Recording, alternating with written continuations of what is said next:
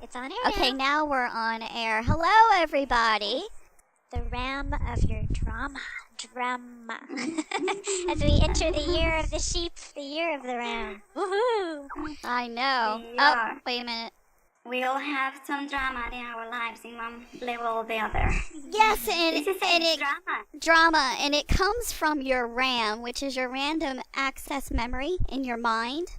So it makes sense. Our bodies are like computers, and if you don't have, control of your mind and your thoughts, and you're not the master of your mind, your random access memory, your RAM's gonna go crazy, and of course you're gonna have drama in your life.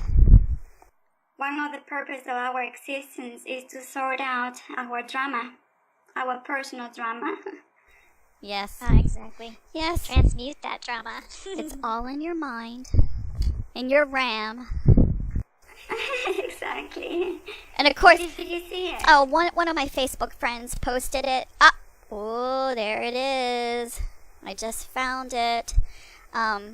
Exploded star blooms like a cosmic flower, and this happened February 11th. And it's blue in the middle. So I know the Mayas were waiting for a sign in the sky, the blue Kachina. So I don't know if this is it or not. But I just found it interesting. Yes, it is very interesting.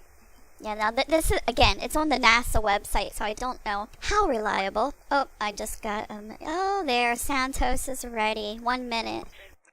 Hello? Hello, Santos, how are you?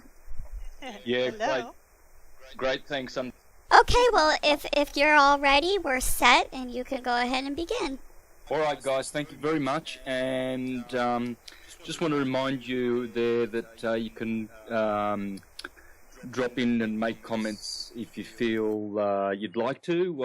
I'm treating this as a monologue simply because I can get more information out, but if you do have any thoughts, please share them. Just jump in, okay? So just the panel, that is, of course. Then we've got question and answers.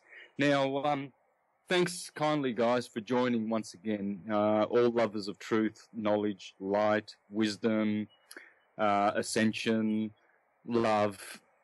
That's why we're here. And so I really appreciate you joining me and the support. And I just want to say, too, that finally I have a full Spanish language presentation of syncretism available.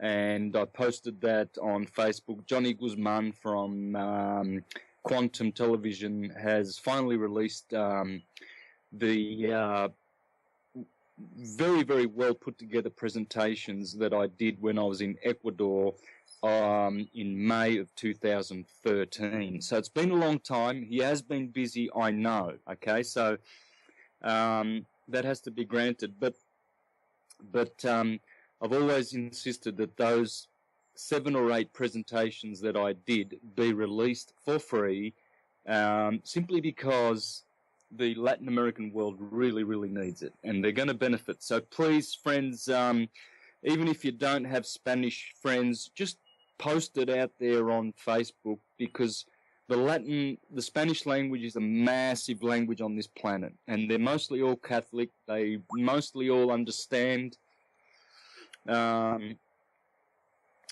scriptures and the Judeo-Christian paradigm. So, they've all been devotees of Jesus and Christ and what have you, and, their local hero. Of course, that's all it is. Jesus is the same hero as Buddha is the hero of the Buddhists, and Muhammad is of the Islamists, etc., etc. So, I'm very, very, very happy about this, and there will be 4 more in the Spanish language to be released after this, I hope, and 2, maybe 3 in English that I did when I was in Ecuador. Now, the reason why I'm so happy about this is because these were the first PowerPoint presentations I've ever done. So I spent a lot of time before I went to Ecuador, a lot of time in making my presentations for PowerPoint, and so that I could use both the whiteboard and the graphics properly. And so I did that for the first time, and hopefully those will be out. So stay tuned to those, because they will be very, very beneficial to our brothers and sisters around the planet. So I do now have English, Italian, and Spanish now, syncretism, full-length, proper presentations. Now, I have done tens and tens of presentations, audio and visual, in Spanish, but those were very unprofessional and very just me with a little whiteboard and a computer camera. So, but this was, Johnny had massive cameras and very, very expensive cameras for the tour that I did in Ecuador, and he had a director, and you know, there was quite a team, and these are really good presentations. So I'm very, very happy, and I'm very encouraged by that. So please, I want people to know. Yep. Yeah, look, that's really great. I'm very, very happy. I'm a very impatient person, so I did post a couple of months back that I was losing my support and interest in the documentary, but of course I'm all for it if Johnny's still full steam ahead and wanting to do it. It's all about desire and intent, and to get the required effect. The effect we want is to enlighten our brothers and sisters and bring about, of course, the condition of paradise on this earth, which is a stone's throw away. It's here, really. It's just up to us, guys. You know, we know that. Of course, the sleeping are not aware of this at the moment, but we know that paradise is just here with us, right in our midst. As the scriptures say, the kingdom of God is in your midst, is within you. All right, guys. Well, I've chosen a sub-theme for today. Correctly, it will be atomic theology, because that's what syncretism is. But I'm going to nickname or give a subtitle to today's show. It will be, "You are the ram of your drama." So those are very key words, ram and drama. You will see ram hiding in the word drama. As I've pointed out many, many times, gospels, dramas, etc., etc. These all come from either the ram on the ecliptic Aries or the goat on the ecliptic Capricorn. The sheep and the goat. One rules the equinoxes, one rules the solstices. And these are squared off at each other, 90 degrees, Aries and Capricorn. And so the 21st of December ushers in Capricorn, the 21st of March ushers in Aries. And these are the two starting points that have ever, always been taken for the starting points of the year. One is at sign, Aries. The other one is at cosine, Capricorn. One starts at balance point, the equinox. One starts at the most displacement point on the ecliptic, which is wave amplitude, cosine. And so the reason I'm saying this is to keep in mind that all things happen on the ecliptic.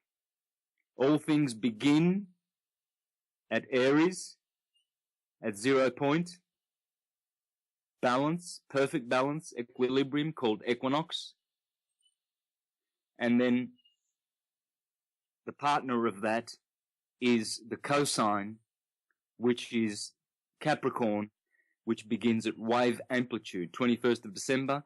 That is the shortest day of the year, and that is what we call wave amplitude. Opposite that is Cancer, at the Tropic of Cancer, 21st of June, and that also is wave amplitude.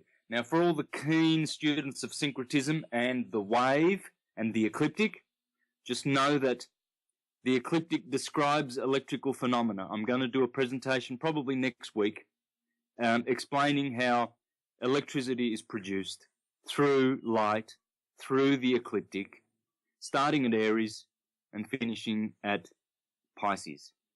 And so, but for now, suffice to say that Aries and opposite Aries at the other equinox of September 21st is Libra. And these two signs are fire and air. And these are masculine. They are spiritual. They are ecclesiastical and religious and spiritual because they balance the wave. They are the wave balancers. The first sign, the one, and the seventh sign, Shiva, the septenary, the serpent, Sabbath, Saturn. Saturn exalts in Libra. There's no mistake in all of this. All the planets are in their right houses, doing the right thing. Not one dot of an I and not one cross of a T is out of place in this syncretic science. Then, when you look at the wave amplitude, Cancer and Capricorn, these make up the feminine signs. Cancer is water, Capricorn is earth. So if you want to understand how electricity works, you'll understand that Aries and Libra produce radiance and gas. They are two of the four solid states of matter. Cancer and Capricorn produce liquid and solid. And this is how electricity is generated in all the universe, through the wave. At the start of the wave, radiance is produced. Ra, right ascension of meridian. Ram, fire, cardinal fire, Aries. That's where everything begins, with the fire, the radiance. Then, as light travels along the ecliptic, the second element that is produced is water. 21st of June, Cancer. The sun arrives in Cancer. This is the liquid state of matter. So we go from radiant to liquid. Then, as the sun travels along the ecliptic to Libra, it produces the gas. And then in Capricorn, at the other wave amplitude, it produces the solid states of matter. Everything electricity does is in four solid states and three modes: growth, birth, decay. All right, so we'll leave it at that for the subject of electricity. By the way, growth, birth, decay, three-phase electricity, is in astrology called cardinal, fixed, mutable. In theology, it's called God: generation, operation, dissolution. In the East, they call that Brahma, Vishnu, Shiva: creator, preserver, destroyer. Electricity creates, preserves, and destroys. That's God. And it's not duality, it's a trinity: cardinal, fixed, mutable. Everything electrical starts in Aries with radiance, fire. Radiance is 1/4 of the four elements, the four solid states of creation. So now I just thought I'd throw that in because that will help you to understand why you are the ram of your drama. Now the ram, I've done many, many presentations and shows on ram, the right ascender. And I've always explained that where the lamb is, or is also the wolf. So you can take it to be a ram, you can take it to be a dog, a wolf, a lamb, any one of these two animals. The lamb is always by the wolf. Aries is about the wolf. The dog backwards is God, but dog also is dealing with the verb of doing. You see, just add in in the word dog and you have doing. So God, and you'll find this is going to be a very, very important key point. Do, D-O, is actually the name of the masculine part of divinity. Just hold that thought in mind. Do, Dominus, Dio, deity, divine. It's all about the letter D, okay? So, and so when you see Sri Rama, Lord Rama, and you read the Ramayana, which is the oldest gospel in the universe.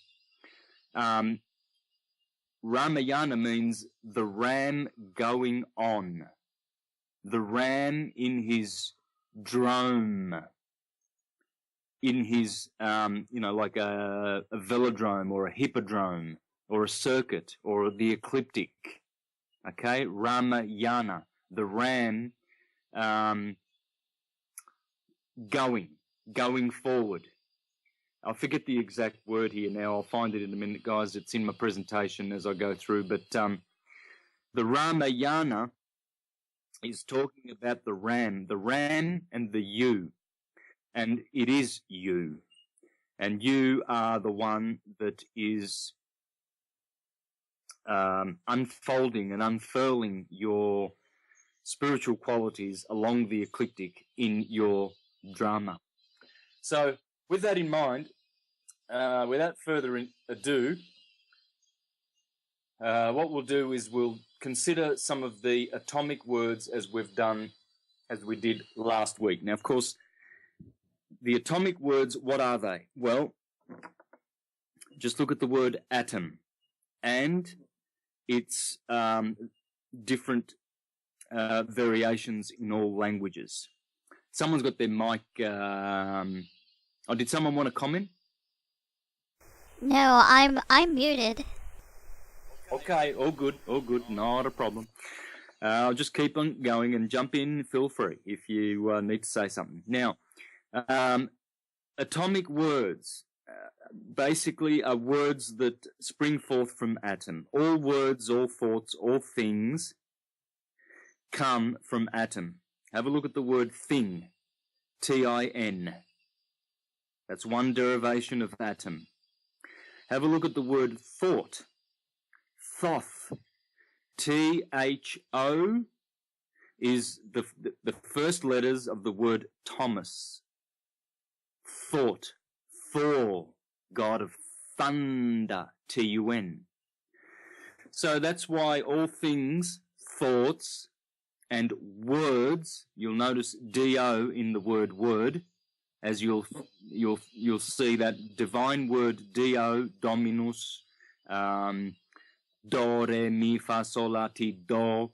Do is that word of division of electrical force creating and producing. So it's a very, very important word. So then again, I'll stress all words, thoughts, and things, and I've already explained that those three words all are all atomic. They all come from atom. So very important to understand that atom becomes Adam in Hebrew, becomes Atum in Egyptian, becomes Om in Hindu, becomes the Alpha and the Omega in the Christian system, becomes Amen also. So to keep it simple though, I like to just say that the T and the D are interchangeable, and the M and the N at the end of the word are also interchangeable. So you might have atum or adum, or you might have aten or atem. But all of these words are atomic. Very important to understand this. And the other thing to keep in mind is that the words are also in the mirror. You must put these words in the mirror and see them backwards and forwards and see the anagrams and lexicograms that are produced by these letters A, T, O, M. Mostly A, T, O, M, atom. All right, so without further ado, let's see what atomic language and atomic theology can teach us. Well, the Egyptians said, all is atum. Whereas in India, they said all is Om. And the Om is called Omkara. That's the true name of the Om. And remember, please, that the Om is also the On, with an N for Nelly. So N for Nelly and M for Mary. On. Okay, so some countries like Thailand and that, they call it the Onkara, whereas the Indians call it the Omkara. Om. And so they said all is Om. The whole universe is Om. Man is Om. The world is Om. And the Egyptians said that all is Atum. Now, I want to stop here and explain why is there a difference. Why do the Easterners say it's Om, whereas the Westerners say it's Atom?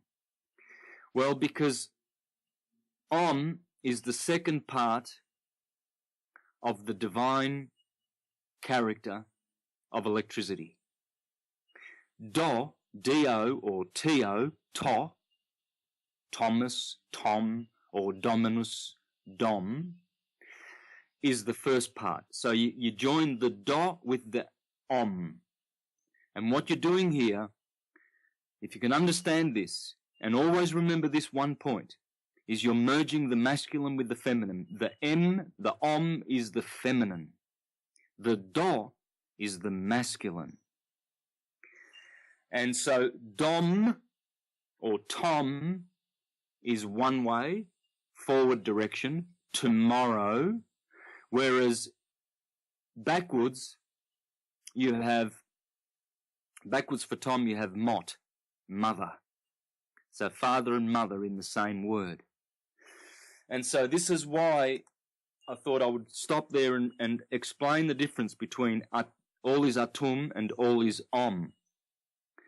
Because you don't need to, when you give truth keys to the masses, you don't need to give them the whole truth.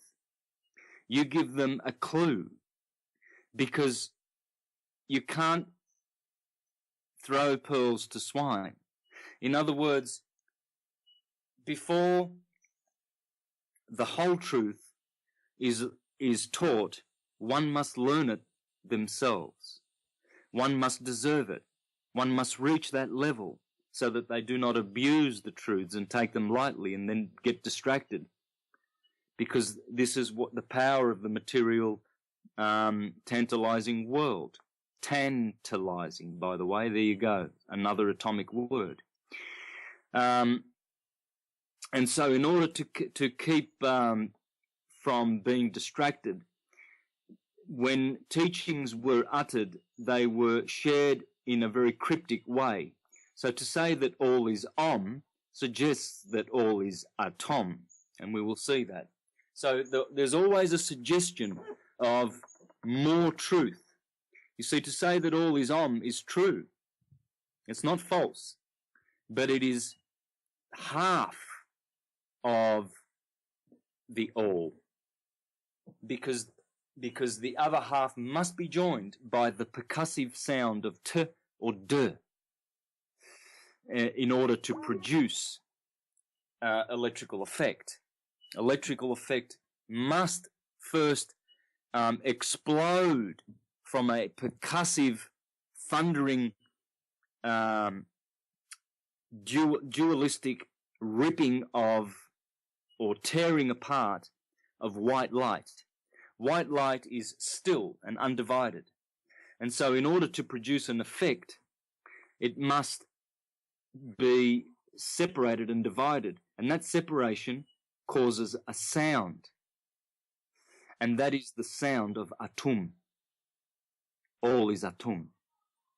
And so that sound, and look at the word sound, and you will see there, again, O-N-D. Sound.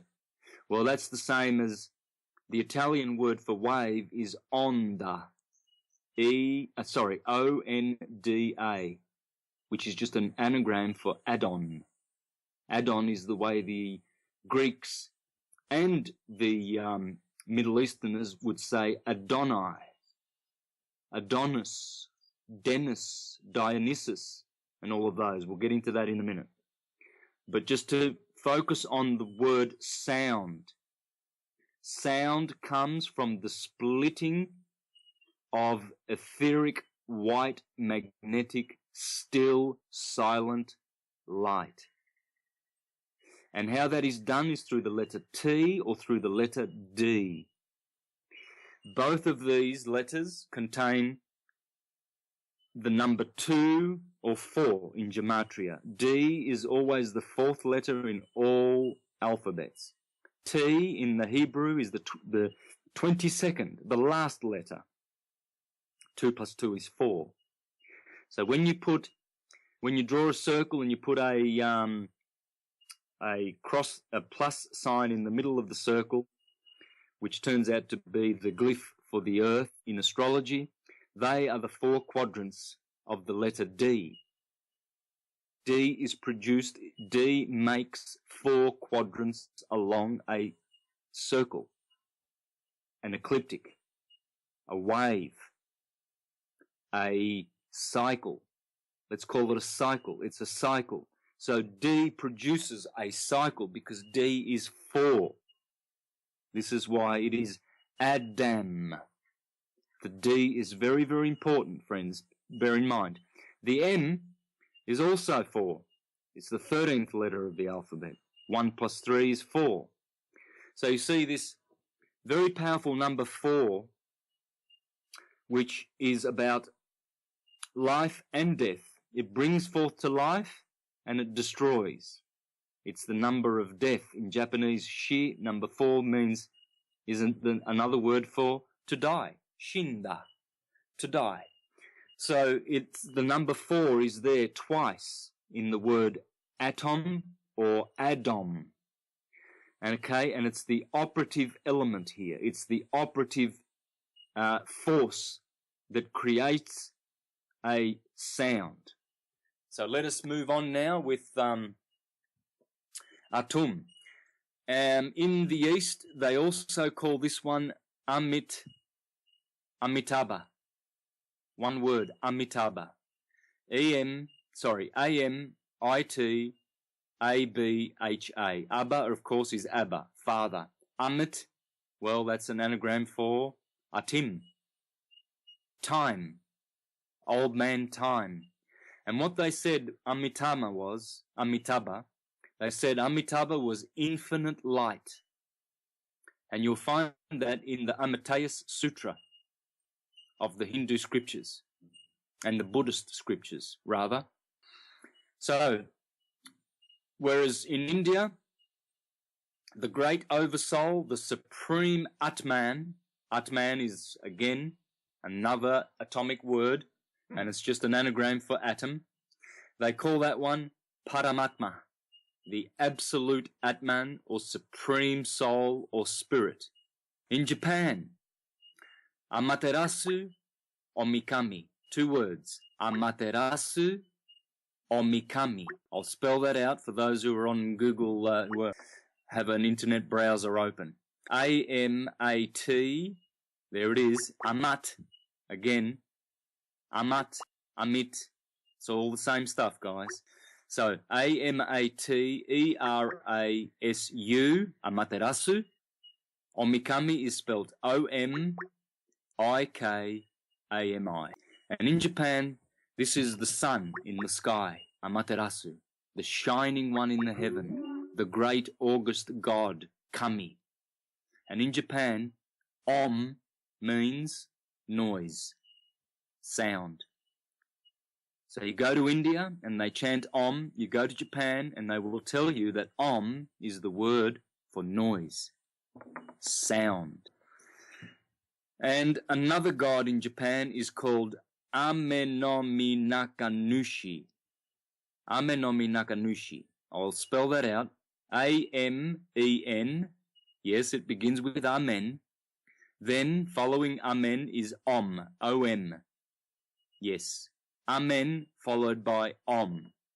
I mean, I'm stressing this. I'm sounding like a kindergarten teacher, but I'm just getting so much enjoyment out of this, discovering that all languages are syncretic and it can be proven through and through. And these are just the most evident and obvious proofs that I'm giving.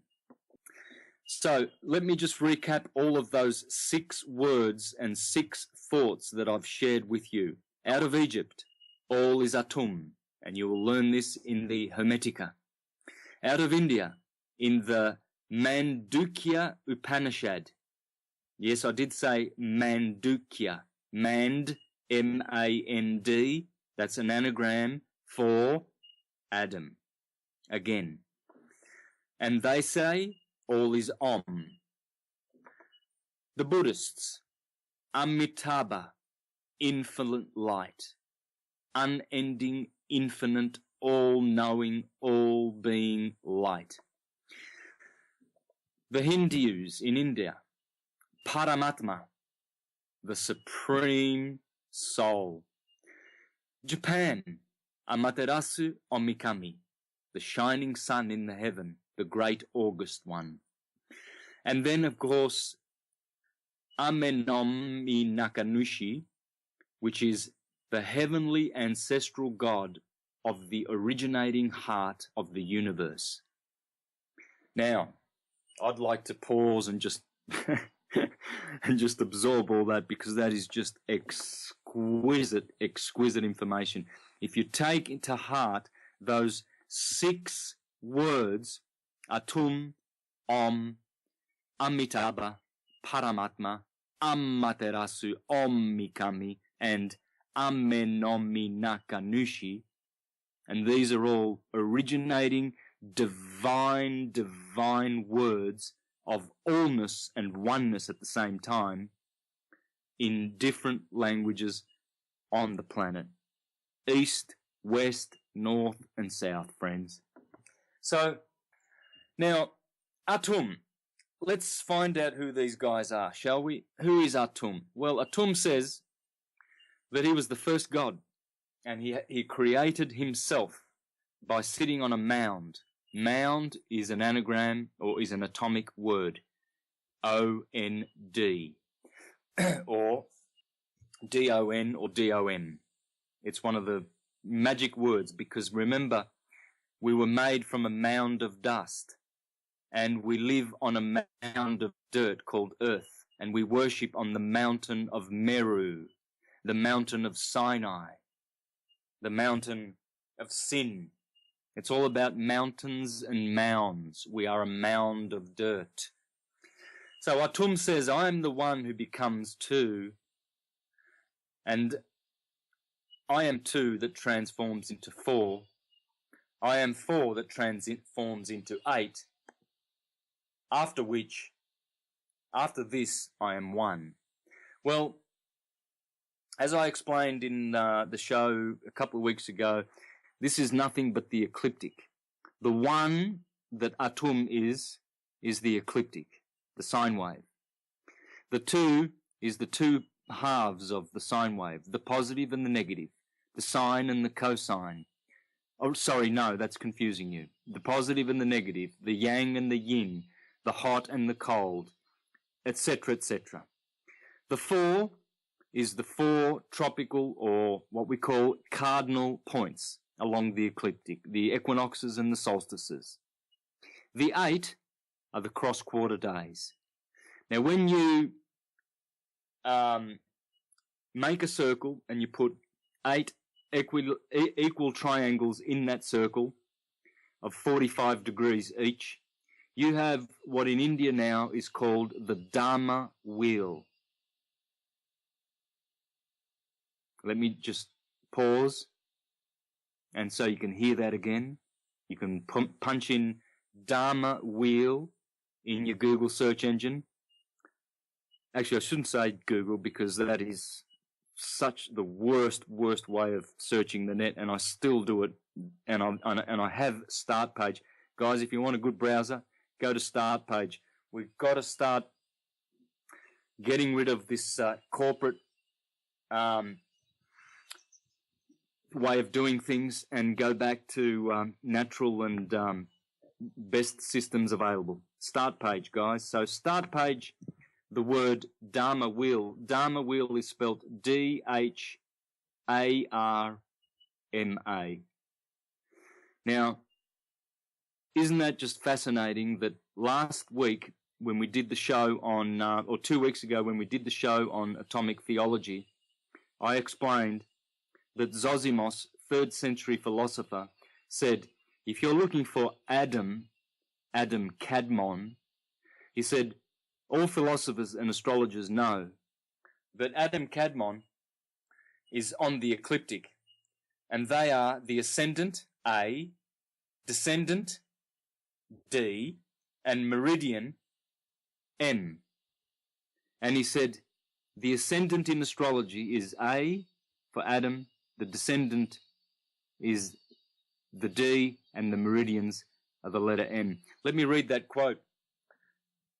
This is Zosimos, 3rd century philosopher, Zosimos of Panopolis, in his little tractate called On the Letter Omega in the 3rd century. He said, so then, the first man among us is named Thoth, and among them Adam, a name from the language of the angels. And not only that, but with respect to the body, the name they refer to him by is symbolic, composed of 4 elements from the whole sphere. For the letter A of his name signifies the ascendant, east and air. The letter D of his name signifies the descendant, west and earth, which sinks down because of its weight. And the letter M of his name signifies the meridian, south, and the ripening fire of in the midst of these bodies, the fire belonging to the middle, 4th planetary zone. Okay, so when you get Western confirmation that Adam is on the ecliptic, and then you go to the east and they call the 8-spoked wheel, which is Atum, the Dharma wheel, now you're beginning to see why you are the hero, the high ran of your drama, you see? Because you can make your Dharma wheel a drama, or you can make it a dream. You can be a drama queen, or you can live a life of divine dreams. Which one will it be? You are the Ram. Choosing how your Dharma wheel will pan out. By the way, the word Dharma in Hindu, in Sanskrit, means good, right, lawful action. Virtue. It's love in practice. Whereas adharma is the opposite. It's unlawful behavior. And so you see how that's quite the opposite of the Western system, where the alpha privative makes Adam the blessed one. When you remove the A, you're left with damn, the damned race. So damned or adamned. Whereas in the East, adharma is the evil way of living, whereas dharma is the good and loving and virtuous way of living. So the 8-spoked wheel is atum. Om. Let's have a look at Om. Usually, Om is a mantra and mystical Sanskrit sound of Hindu origin, sacred and important in various dharmic religions such as Hinduism, Buddhism, and Jainism. The syllable, is also referred to as Omkara or Aumkara, literally Om syllable. And in Sanskrit, it is sometimes referred to as Pranava, literally that which is sounded out loudly. The Katha Upanishad states, the one syllable, Om, is indeed Brahman. This one syllable is the highest. Whosoever knows this one syllable attains all that he desires. That's the Katha Upanishad. The Chandogya Upanishad states, the Om is the best of all essences. the highest, deserving the highest place, the eighth. Interesting. The highest place, the eighth. The number 8 again. See, because the 8 is double of 4, and 8 is double of death and transformation. It's all about life, death, and transformation. The Bhagavad Gita now states, uttering the monosyllable Om, the eternal world of Brahman, one who departs, leaving the body at death, he attains the supreme God, i.e., he reaches God. Now this is what the Hare Krishnas say too, that if you chant Hare Krishna, Hare Rama, and Om, that these will be the salvation of the individual at the time of death. Ik Onkar is the modern Pune spelling of Omkara, okay? Punai. And it is, they say that it is translated simply as one God. Okay, so Omkar is one God. And the Ik Onkar means one, and Onkar figuratively means God. But it means basically the creator of Om. So there's another derivation of Onkar.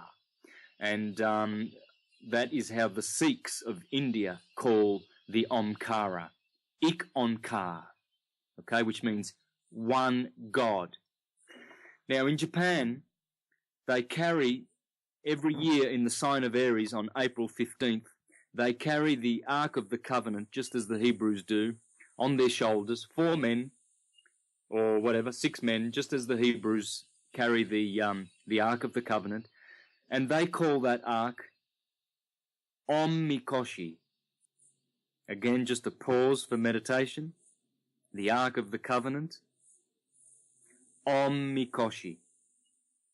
Now, if you're probably wondering where I got this Ark of the Covenant connection with Japan, please go to my presentation called The Lamb of God. It's a 3-hour presentation in which I covered this subject quite extensively, where the Japanese actually celebrate the same celebration as Abraham sacrificing his son Isaac, complete with the name of the festival called Isakuchi, which means the festival of Isaac. Wait a minute, that's not correct. It's called Isake. I'll get back to that in a moment. But they have a festival that they celebrate in Aries when Abraham sacrificed the ram caught in the thicket. And they call it, I think it's Isake Mikuchi, something like that. And they celebrate that on Mount Moriah in Japan. Please take note, Mount Moriah is the same word where the dome, D-O-M, the dome of the mosque in Jerusalem is standing on, where Abraham sacrificed or was going to sacrifice his son, I sacrifice. You see, and what does Isaac mean? It means slaughter or laughter. And when you put an S in front of the word laughter, you have slaughter. So you can see what's going on. It's the month of slaughter or laughter because it's Aries, the springtime, where the sun slaughters the ram on the ecliptic. And so that's what men do on the ground. They celebrate Aries by slaying a lamb or a ram. This is why I sacrifice was not sacrificed, but Abraham in turn turned to the ram in the thicket. And so the Japanese carrying their omikoshi are giving devotion to this god Om or Dom, Dominus, which is another name for Jesus, our Lord, Dominus. Lord also contains D-O in it, Do for Dominus. All the words that I am presenting in today's presentation, that I am stressing, are atomic words. Please take note, guys, because If you do, you'll be able to uncover and discover all of the atomic language that we have, the syncretic one universal language of light that we have. And this is why all of our deities are atomic. Atum in Babylonia was called Tammuz. In Persia, Dumuzi. In Greece, it was called Demeter. Artemis. In India, Atman or Atma. Muhammad or Mahmud. These are all anagrams for Adam. All of them. Demeter, Dumuzi, Artemis, Dominus, Atma. Diana. Diana of the Greeks. Dione of the Greeks. Adonai of the Hebrews. Adonis of the Greeks. Dennis of the Latins. Don, Donna, Adrian, Woden of the Scandinavians. Scandinavia, Scand-din, twice Scandinavia has the word atom in it. Odin to the Swedish people. Sweden, are you looking for Eden? Just go to Sweden. We're going to get to the names of nations in a minute. First we'll do the deities. Dionysus, Athena, A-T-E-N, Aten, Athena. What about Aladdin? What about Aten, Akhenaten, and his disc in the sky? Remember the Japanese? Amaterasu, Omikami. Whereas Akhenaten said it was Aten. Who are the demons? D-E-M. Just put an A in front of demon, and you have Adam. Who are the demigods? Just put an A in front of demi. Who is the demiurge? Jehovah the Creator. Or Shiva, which means seven. Or Elohim, which means seven. Or Queen of Sheba. Sheba means seven. The demiurge, seven. Of course, because it's the Ademiurge. You see, that's why the demons met with a demise. They are the creatures of demotion. They have been demoted. They are demented. They are abandoned. Demolition. It's the race of demolition. They do not create, they destroy. The Adamic ones, the demons. The Titans. Who are the Titans? Look closely and you will see Adam hiding in that word. What about the Antichrist? Well, remember we just mentioned at the start of the show who the Amitabha was. The father, Amit. Well, Amit is just an anagram for Antichrist. Because anti means before. A-N-T-E or A-N-T-I. It just means before Christ. It doesn't mean against or opposed to. In Ireland, again, Ireland is just another anagram for Adam. The Tuatha de Danum, the people of the goddess Danu, D-A-N-U, were one of the great ancient tribes of Ireland. Yes, because the lost tribe of Dan is man. We are all Adanites. So, when you get the Spanish word for Adam, Adan, A-D-A-N, Adan, in the word Dan, lost tribe of Dan and all of the other Danish things going on in the world, you have DNA, which is an anagram for Dan. You have and, which is an anagram for Dan. And you have nad. These are the four versions or four variations of Dan. Four derivations. Now, and gives you andros, the man, or Andrew, which means manly in English, you see. And when you put an H in front of it, it gives you hand. And hand is what man is defined by. Those are all atomic words. Pay attention. Man is from mano, by which we manufacture, manipulate, manage, manifest, maneuver, mangle, mandate, manage through our handy hand. Right? Handy Andy. Have you ever heard of that one? Randy Dandy Handy Andy. Made from land.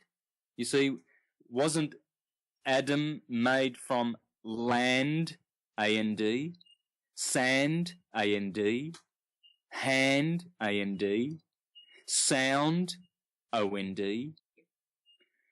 Wasn't he dressed with a mantle of derma, skin, mantle, M-A-N-D, or A-N-T? You see, DNA, again, an anagram for Dan. Nad, well, two words come from Nad. Nadir, nadir means the lowest point. So along the ecliptic, the lowest point, which would be 21st of December, St. Tom's Day, that would be the nadir, the lowest point of our incarnation, the lowest point of the sun's cycle along the ecliptic, the saddest and coldest. But in India, nada, N-A-D-A, means, wait for it, sound. Nada. In Spanish, it means nothing, which is what aton means backwards. Nothing. N-O-T. So in India, nada means vibration, the primordial first originating vibration, and hence all other vibrations subsequent to the first originating om. Nada. Sound. That's why we have Nada Brahman sound vibration. Go to start page and search in your browser Nada Brahman sound vibration, and you will see there it says Om is the word in the beginning. There was the word. Nada refers to the vibrations which make up sound. And hence you have all your percussive instruments. Tom-tom, tam-tam in China, dun-dun in Africa, timbali in Cuba, cymbal in the West, tambourine in the West, universal, timpani in Italy, trombone, trumpet, drum, tabla, tuba, djembe, dumbek. What are these? These are all atomic sounds. You see? Tam-tam, the gong in China, is called dora in Japanese. Dora. Do. Please hang on to that word do. Do, re, mi. Because it's very, very important in this atomic theology. Because it is where divine comes from. And same with to. T-O or D-O. You see, the D gives you the deist, divine, deity, Dio, Dios, Dominus, and the T gives you theology, theos, theocratic, and all of the other God words. It's always T and D, T and D, T and D, because they are percussive. Those two sounds cannot be prolonged, so they are at the start of the wave, top, top, and then to finish the wave, you must finish it with a M or an N, tom, to produce complete electrical effect. This is why when you speak with your mouth, backwards for tom, and your tongue, which is, well, basically just another way of saying aton, and your tonsils and your teeth, which are dental, so mouth, tonsils, tongue, teeth, and even lips, which in Italian are labra, labracadabra, same spelling, L-A-B-R-A. All of these are atom. We are all atomists, people, because we all speak with our tongues and teeth, dent and mouth, tombs, backwards. We are all atomists. And so Hermes said that all is mind. The universe is mind. Again, T-E-M, mind, or T-I-M, which is time. So if the universe is mind, what do we have in our brains, which are the organ for mind, which is the primary organ for mind? We have dendrites, little trees, little synapses, synapses. You see where the syn is happening in your head? In the synapses. The dendrites, those are the electrical branches of, well, what is a dendrite? It's a Greek word for dendro, which means tree, which in English we say timber. So, do, re, mi, fa, sol, la, ti, do. Well, over in the East they have what's called the Tao, the symbol for the yin and the yang, spelled T-A-O, but pronounced Dao. You see, remember the Japanese word for gong is dora, and in English a tom-tom or a dum-dum. You see, that's what the dome is, the dome of the rock, the king dome, dominus. It's all the same. Look at the dome, look at the dome of on the rock, in Jerusalem. They've made that golden coloured, the dome, for a very good reason, because the sun himself is golden. It's the sun. It's the dome.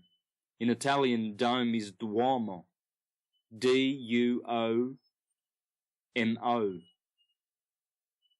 Duomo. Just remove the D and you've got the word for man. Uomo. So there it is. And it's the same in English. Dome is another way of saying man. In French, the word for man is homme. Dome, dom, duomo, the man. You see? And in Japanese, the word for tongue is shita, shita. Of course, there's always the ta, ta, because it's the tongue, ta, the atom. And their number 10 is also to, T-O. We say T-E-N, 10. Just put an A in front of it, aten. Because Aten, the man, Adam, has 10 fingers. You see? So, man is about 12 and 10. When you add those together, you come to 22. The major arcana of the tarot deck, tarot. And so 10 is 12 is the heart chakra. The heart has 12 petals. That's why Jesus of the Sacred Heart is always pointing to his heart, because that's where his 12 disciples are. The 12 petals of the heart chakra. Below that, the solar plexus has 10. Aten. It has 12 nerve endings, but it has 10 petals. So that's why 10 is the number of man. 12 is the number of the divine mind. This is why we must go from the solar plexus to the heart chakra. We must go from 10 to 12. Also, Saten, which is another way of saying 10, in Japanese is called Dosei, D-O, Dosei. And his day is Saturday, which is called Do-yobi. Yobi means day. So either way you look at it, it's all Saturn or Dominus, the sun, or all the other Elohim, the twisters and turners of the Elohim. You see, because they are also called Shiva, which means 7. And of course, Dosei is Saturn, but Dansei in Japanese means man. D-A-N. Dansei. Dansei, Dosei, whether it's the planets, which is our home, our planetary home, or whether it's man, it's always Do. Any way you look at it, it's Do.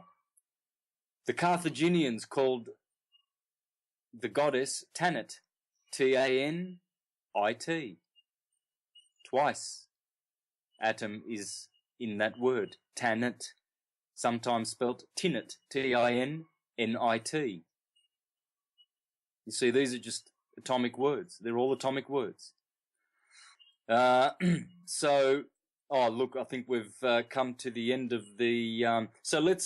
we've pretty much rounded off today's presentation and titled, You Are the Ram of Your Drama.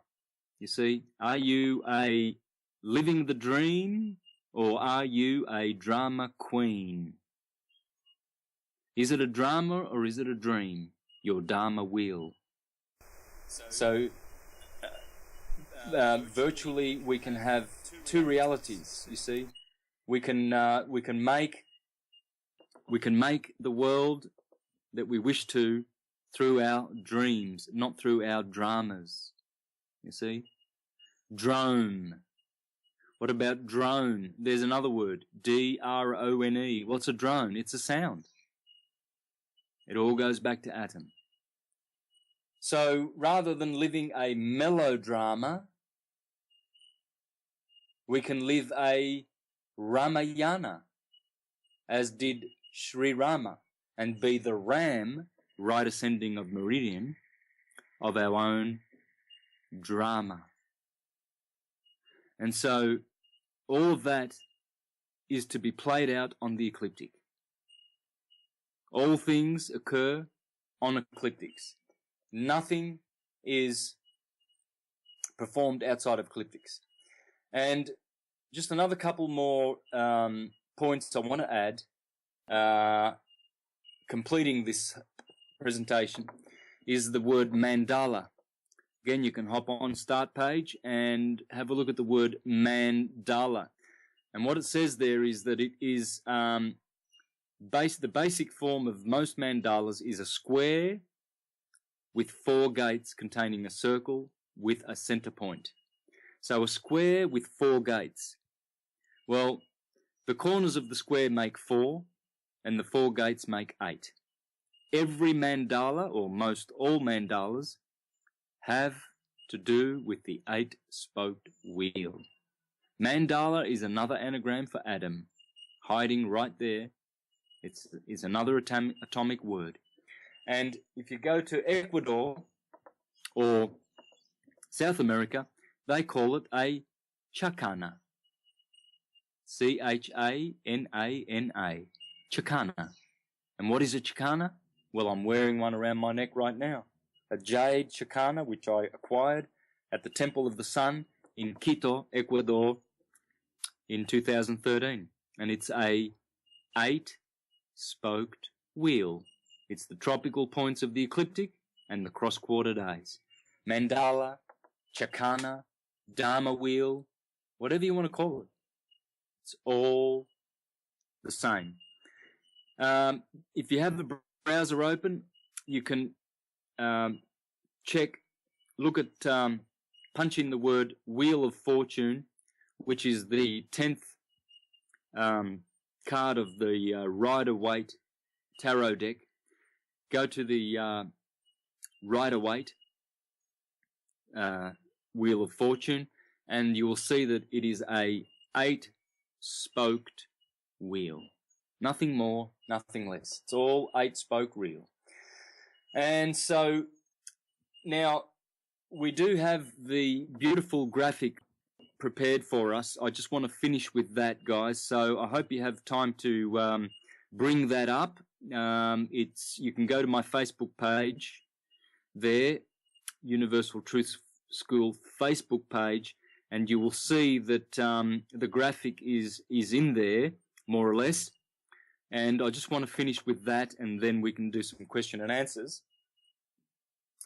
Now, what we have there is the cardinal cross.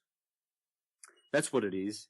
And in the middle of the graphic, you will see Tom, the Celtic cross in the middle. Because the Celtic cross is nothing but the cardinal points of the ecliptic on the ecliptic. And they spell T-O for Tom, because the T is, well, that's obvious, that's T, and the circle behind it is O, and the line running straight down the middle, north to south, that's called the meridian. So whenever you see a Celtic cross, remember, that is the word Tom, the science of electricity, the science of divinity. Divinity comes from divide, two-ness. Divine, divinity, it all stems from the science of Tom, the science of Dominus, the Lord. So what you'll see there is where Tom is to be found on the ecliptic, in Aries, Cancer, Libra, and Capricorn. And so the sun exalts in Aries, that's Dominus. The sun falls in Libra, that's Dominus. Saturn exalts in Libra, that's Saturn, and falls in Aries. And where Saturn exalts in Libra, he ushers in the autumn, Tom. And then when you go to Cancer, you see that month is called the month of Tammuz in the Jewish system. And opposite Cancer, 21st of December, in Capricorn, this is where Saturn rules. So he rules in Capricorn, and the 21st of December is called St. Thomas's Day. So you can see clearly Thomas, the Sun and Saturn, the twins, Horus and Set, Jesus and Satan, dominate the ecliptic in the cardinal signs, and there is, though those are just superficial passing points to confirm that. There are many, many other ways to confirm that, but just for the sake of simplicity and concisiveness and to be succinct, that will suffice. So thank you very much for listening today, guys. I really appreciate the great graphics here that we can use. Now, what I've done today is basically I've just gone through my PowerPoint presentation on what I'm going to call atomic theology and atomic language.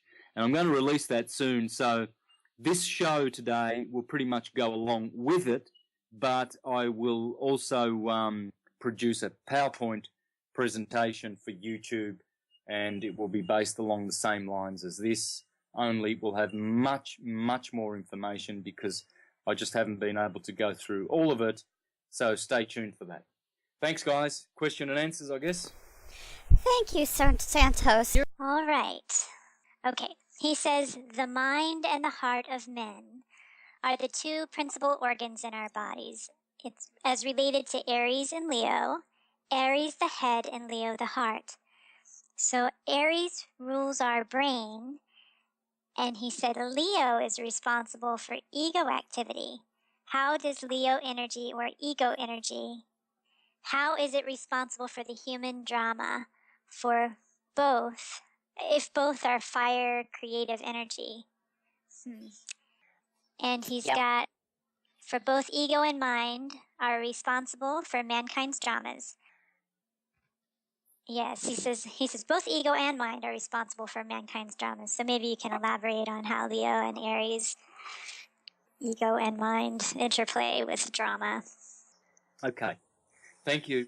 All right. Aries is the father. Leo is the son.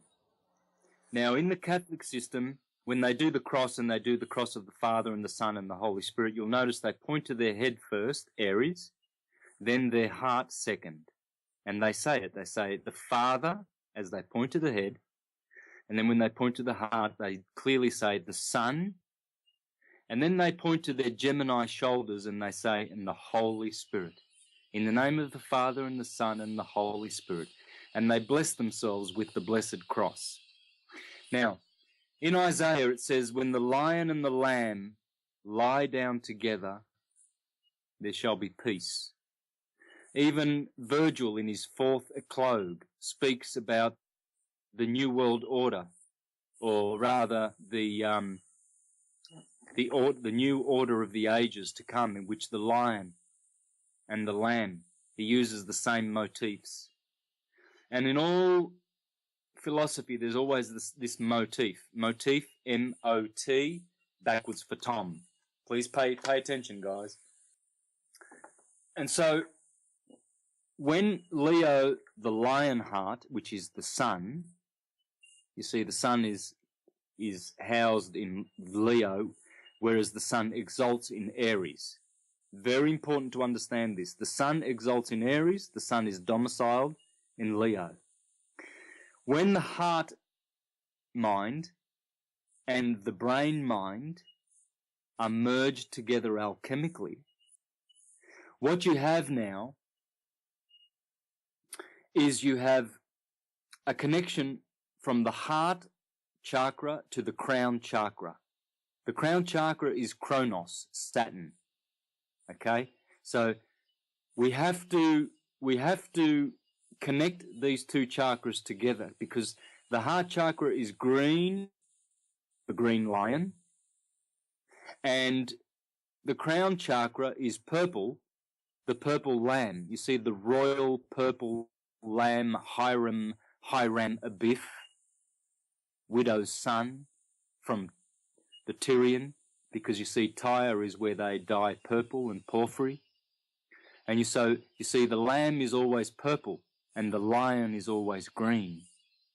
And so these colours, green has to do with balance, it's in the middle, and purple is the highest vibrating colour that the human eye can see.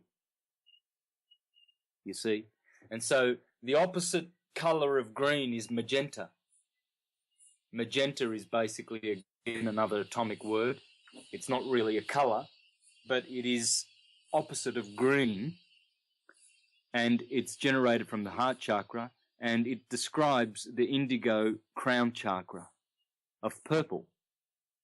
And so, as these two animals come together, the lamb and the lion, you see in Revelation it says, only the lion and the lamb are worthy to open the seven seals. The lion of the tribe of Judah and the Lamb of God who was slain from the foundation of the world. You see? And this lamb has to do battle with the dragon. Now, again, dragon is another one of those atomic words.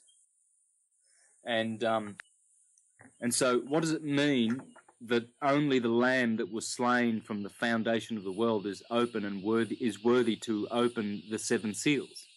Well, that's because the seven seals, those are the seven chakras. But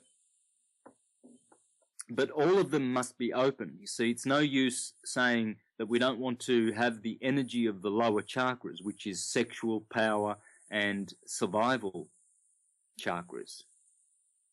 We don't want to reason that way. We want to have all of them balanced and aligned, but the point is that our heart must be opened first. It is in the heart that we are baptized. You see, the baptism of John the Baptist in esoteric Jewish Kabbalistic teaching has to do with the crown, with the solar plexus. You see, the crossing of the crossing where Jesus is baptized is in the heart. It's John the Baptist is the solar plexus, the 10 petaled chakra, and Jesus is the heart chakra, the thymus gland, the Thomas gland, the twin in the heart. And so the baptism happens there.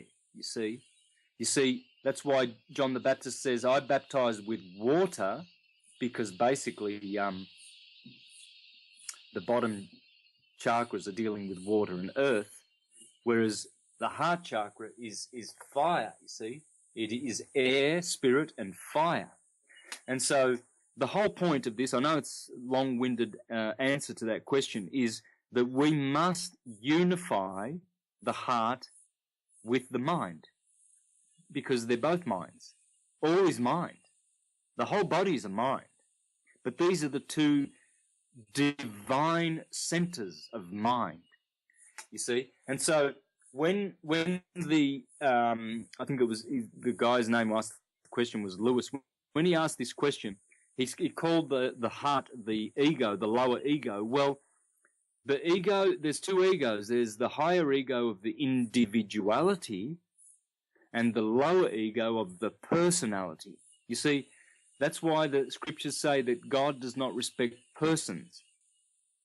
When ego is a dirty word, it has to do with the personality and the acting and the mask that we put on and the legal name and the commercial name of commerce, Babylon the Great. You see, Babylon is the lion, baby lion. That's why I said that Aries is the father, the ram, Abram, Abba ram, father ram, whereas Babylon, baby lion, is the son.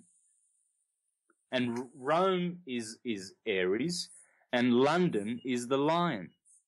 That's why Rome is the father, London is the son, and DC is the Holy Spirit, because the District of Columbia is the dove.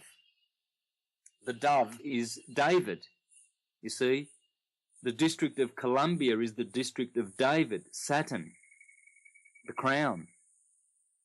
And all three of these cities, the Father, Rome, the Son, London, and the Holy Spirit, Washington, D.C., District of Columbia.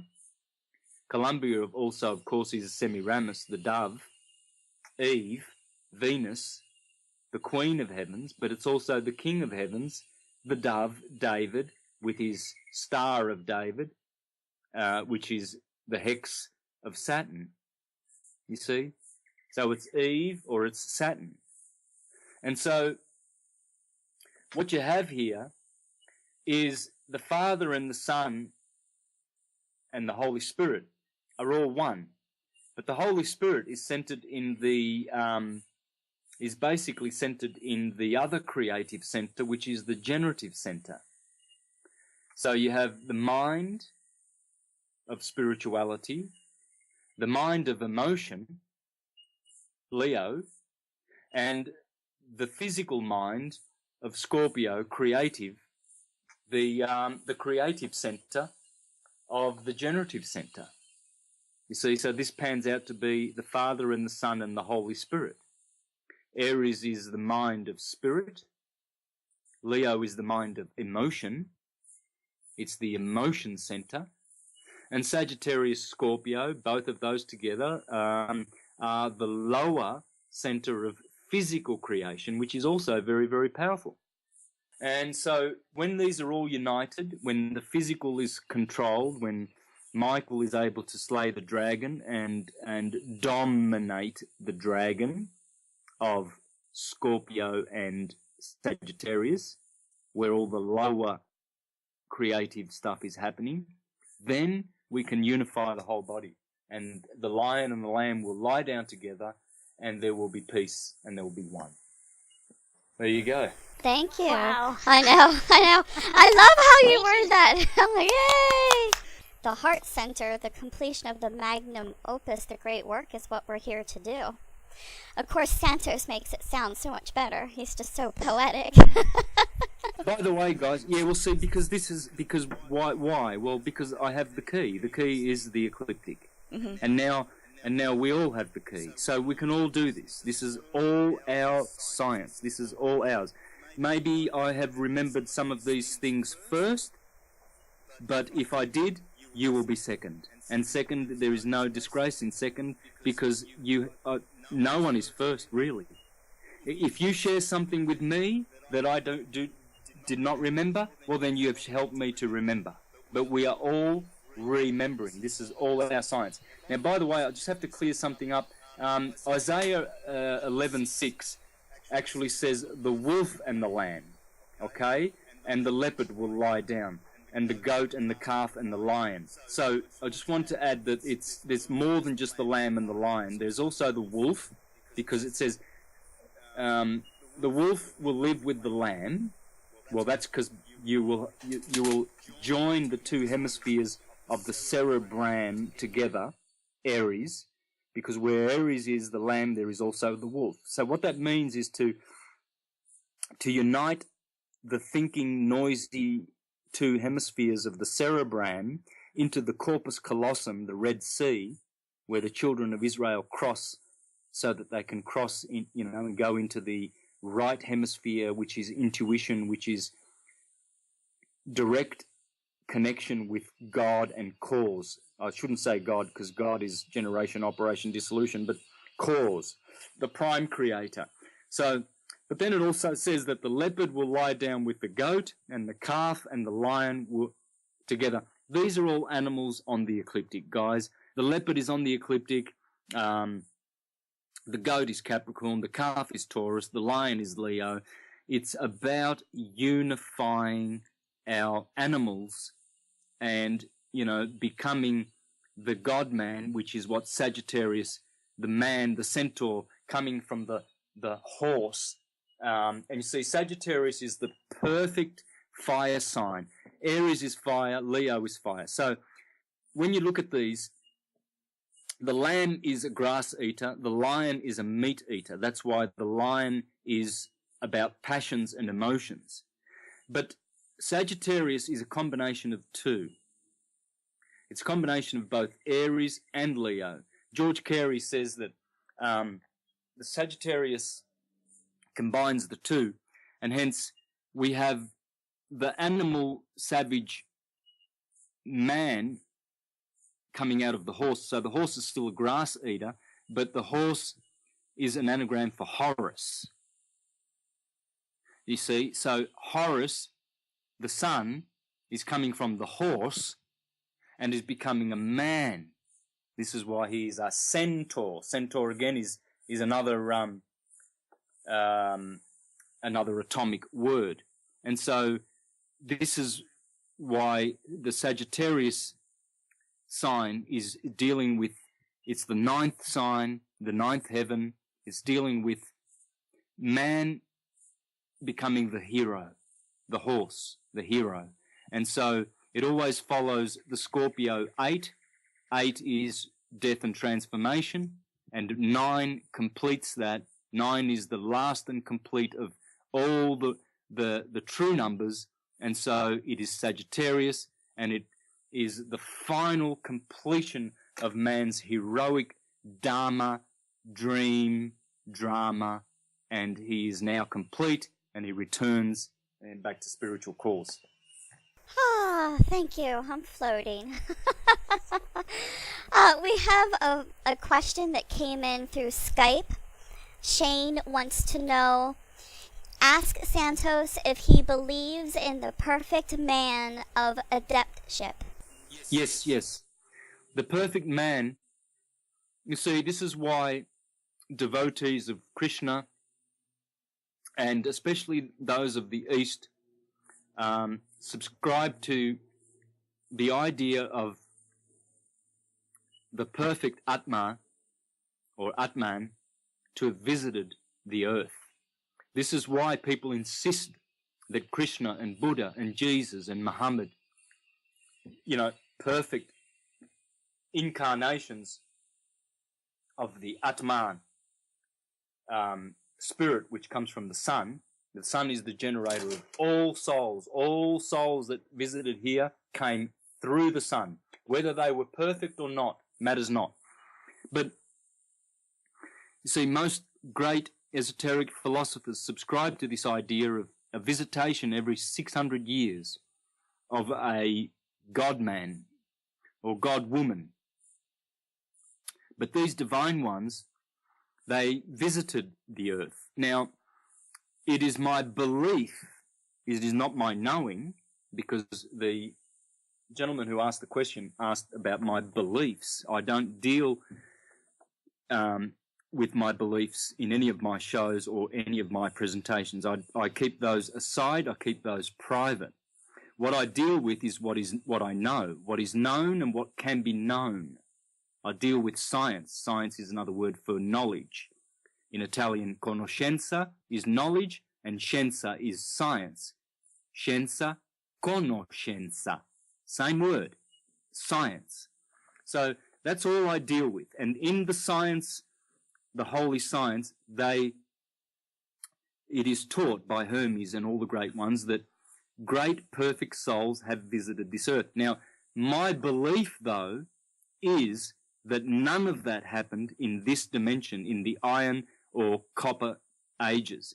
I do believe that only Krishna and Buddha and all of these guys, great souls who changed the paradigms and improved the mental state and spiritual state of mankind, only came here in what we call the golden or silver ages, and only in another dimension. So when you hear of these people that talk of the gods that came to the world, yes, they did, but we're in a different station right now. It's very hard to comprehend this.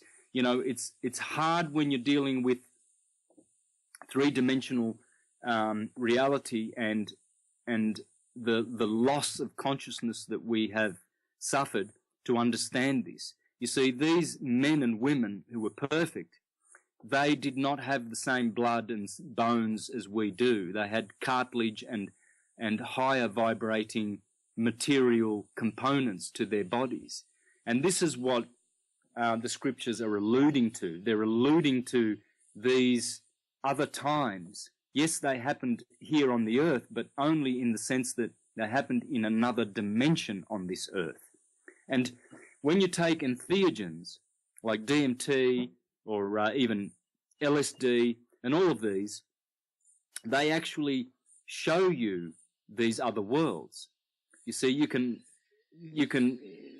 travel there in your own body and you will see these other perfect creatures, you see, because they do not suffer want of food and, necessities of that we do, which is, to eat, drink, go to the toilet, breathe and things like that. They do not suffer these. So, sure, these great divine souls have visited us, and in the end, you will find that it's you.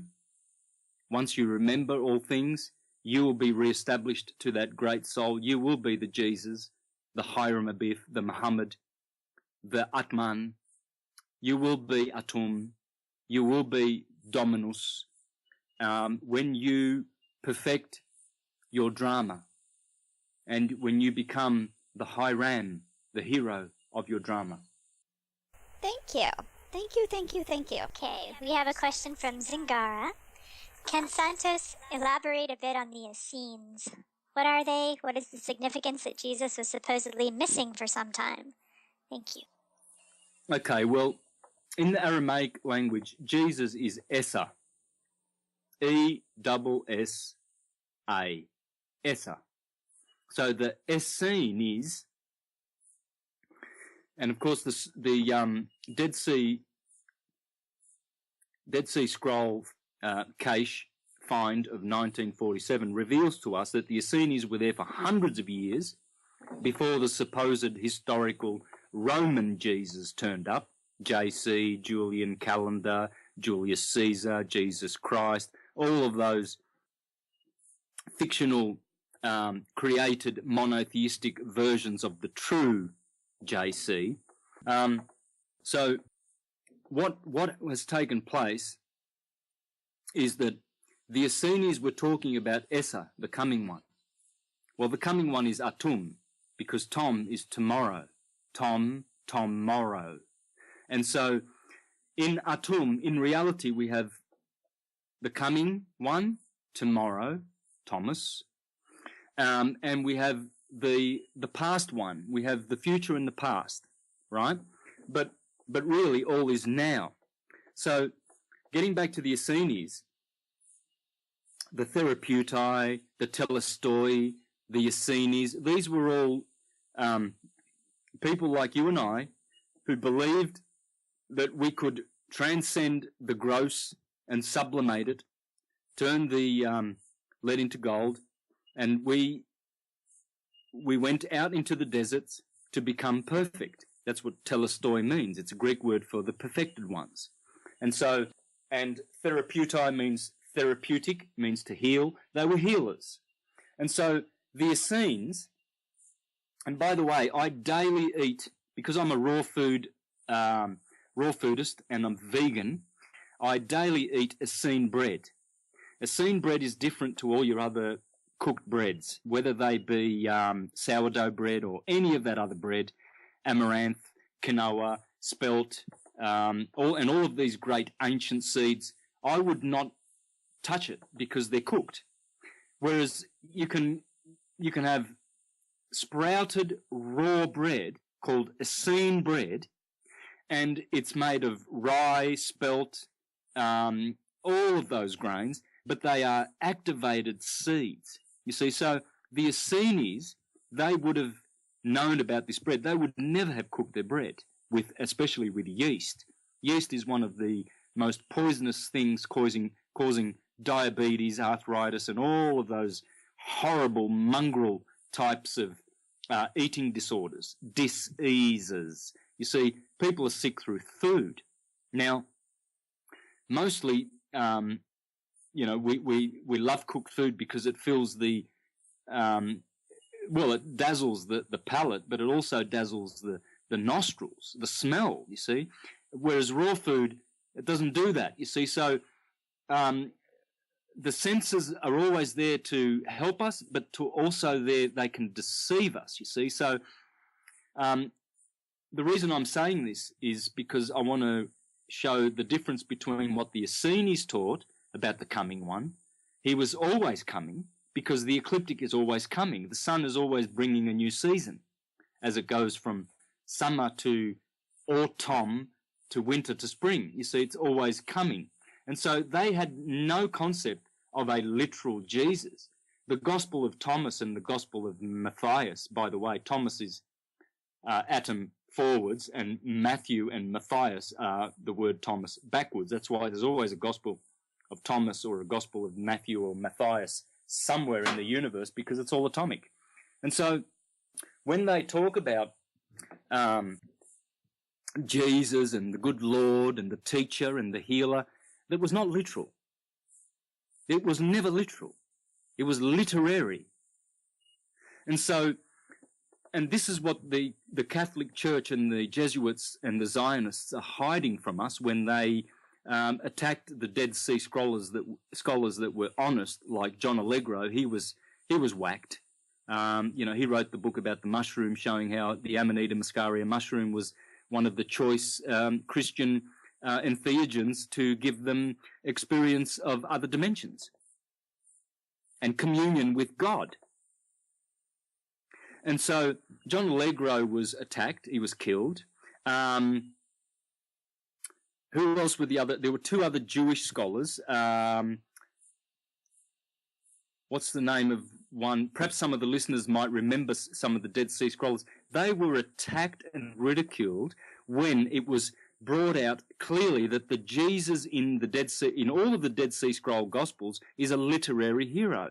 It's got nothing to do with someone literal, because they wrote about him in all ages of history, all ages. The Egyptians, for instance, they have in the Temple of Man, called the Temple of Luxor, there is a panel there.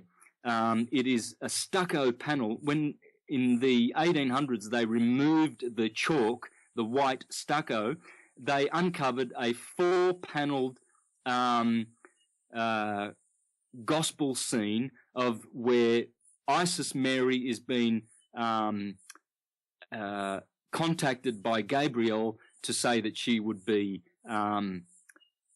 pregnant with the divine seed, and that was one panel. In the next panel, you see her, she's pregnant. In the next panel, you see her, she's delivering, and there's the Messiah sitting on his throne. And then on the fourth panel, you see three wise men coming to do obeisance. And this is like 4,000, according to consensus academic scientific bullshit history. This is 4,500 years old.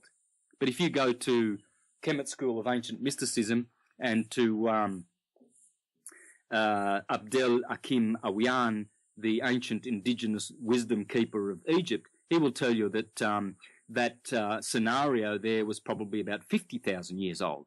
So, as the church fathers said, around about the time when the Essenes were still operative on this planet, Origen and Augustus and all the church fathers all said, they all admitted that there was never a time in history when there was not Christianity.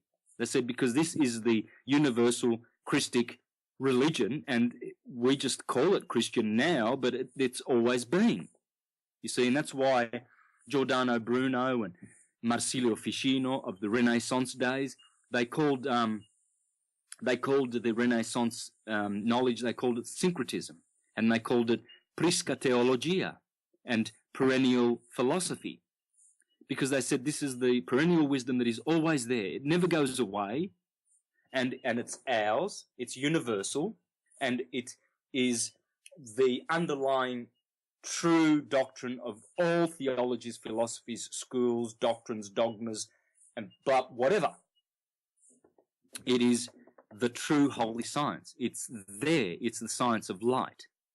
And so the Essenes were teachers of that, and they taught the true lifestyle of raw living, you see. So, and I just want to add to that, guys, sorry to make these answers so long, but it's very important to really explain all the ins and outs of all of this so properly. I did post a diet cleanse that I did a couple of weeks ago, and I'm in the middle of one right now. I'm in the middle of my second one. It's a fast and a cleanse where you eliminate stones and parasites from your body. Now, in my first one, I eliminated, I don't know how many stones, and a whole bunch of, well, I don't know about a whole bunch, but at least one tapeworm, which was quite long. I don't know how long it was because I didn't want to measure this rotten-looking thing. But, guys, please go to the Facebook page there. Have a look at that that cleanse. What can it hurt you? It's 5 days long. All you need is some lemons and lime, some pure olive oil. You need some Epsom salts. You need some apple juice and some apple cider vinegar. And take 5 days out of your life.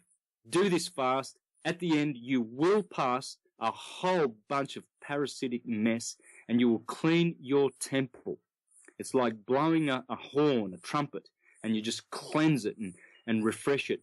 And I'm feeling just like Superman. I mean, I've got so much energy. I've been doing 5 hours of whippersnipping a forest here. There's a big property I'm living on, and I'm just, working all day long in the hot Queensland sun, and I'm just doing whippersnipping and gardening and all sorts of things, and I've never had this kind of energy for probably 20 years. Now, back in 2009, I think it was, when I lost about 10 kilos. I was always 63 kilos all my life, and I dropped. I just went straight down to 53, where I am now still. And I had no idea what it was. Honestly, no idea. Around that time, or even earlier, I became a vegetarian, and certain ones said, oh, you've got to go back to eating meat.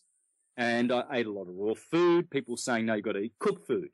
And then people were saying, oh, you've got to get off this syncretism stuff you're doing in astrology. It's just doing your head in, and, blah, blah, blah. I had so many different people saying this is what it is and that's what it is.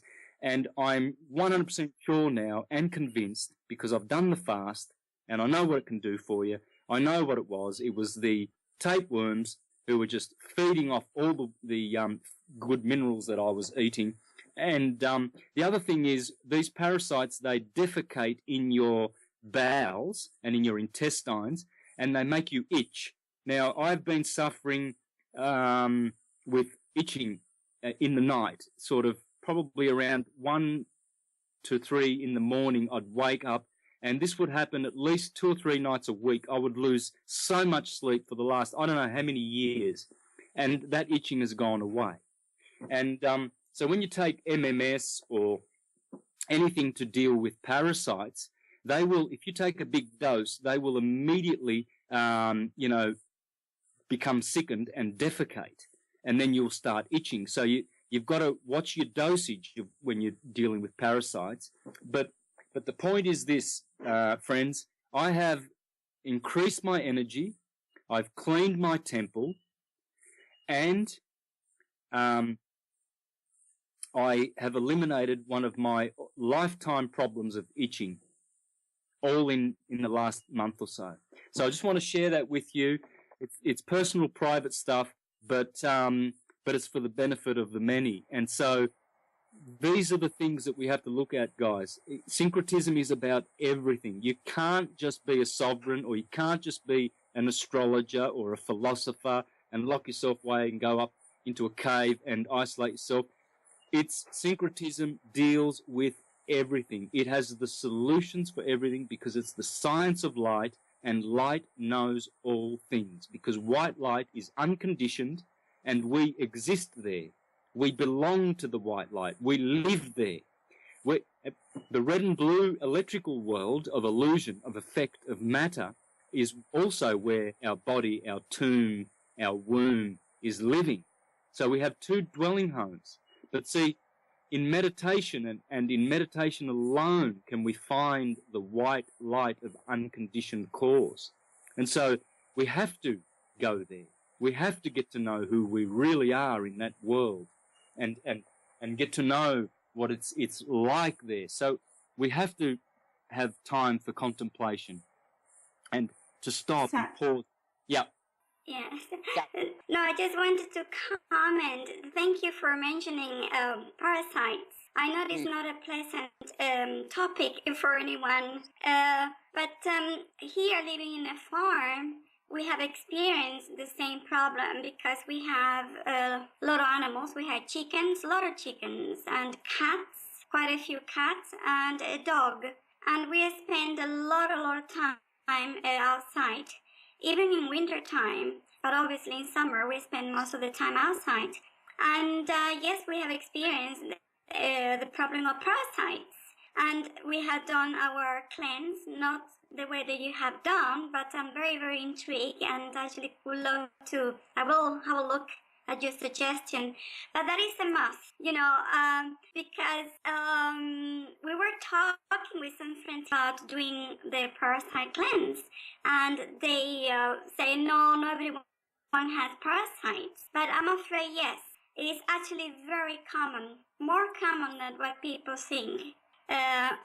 And they do cause a lot of problems, health problems, quite severe. People are unaware of how much problems those creatures give us. So I'm so glad that you mentioned that. And I absolutely agree with you that syncretism is about everything. It's about organizing us in every aspect of our lives. Definitely. Yeah, we can discuss any subject here and we can get the answers. Even if we don't know it, we can do the research. But we can know it because of the ecliptic, because of light, because that is the key. And that's the key that they've taken away for so long. It was imperative that Rome destroyed the key of syncretism in order to be able to be an empire, because though you can't be a false empire when a true empire already exists. You have to delete all memories of it as much as possible. You have to shun it and ridicule it, and you've got to terrorize the people to fear it, and you've got to terrorize the masses to discredit it by some means, by calling it pseudoscience or it's from the devil. And the devil gave us these sciences esoteric sciences so he would mislead us so we could go to hell, and all of this rubbish. These are all just greedy, religious and political and commerce-minded men who fund and create and promote and create all churches, all of them. All churches, they're all filthy, dirty, pedophile places of ignorance and stupidity and fear and control, and where people are standing down. 6 million active Jehovah's Witnesses are standing down, because they're waiting for God to fix everything, so they're not going to join us and hold hands with us and bring about a syncretic paradise on earth. So all the Jehovah's Witnesses are standing down. And who owns the Jehovah's Witnesses? Well, a Jewish Iranian man called Nathaniel Salih, S-A-L-I-H, Nathaniel Salih. And that's according to Jordan Maxwell. I did that show with him a couple of months back. And Fritz Springmeier, who uncovered this. So, and we know that they also have open checkbooks with Chase Manhattan and Morgan Guarantee Trust. That was revealed to Jordan Maxwell by the Jehovah's Witnesses. You see these families, the Russell family, founders of the Witnesses, the Smith family, founders of the Mormons, and it goes on and on and on. They have always funded and put money in their bullshit Christian corporate commerce churches, where they deal in legal names and legal tender. They collect bunches and bunches of that military-industrial complex blood money called, Reserve Bank money, Federal Reserve notes, legal tender, fiat currency, fractional reserve money. They've got contribution boxes and donation boxes everywhere for that filthy blood money, and they don't tell their people that they're all Catholics.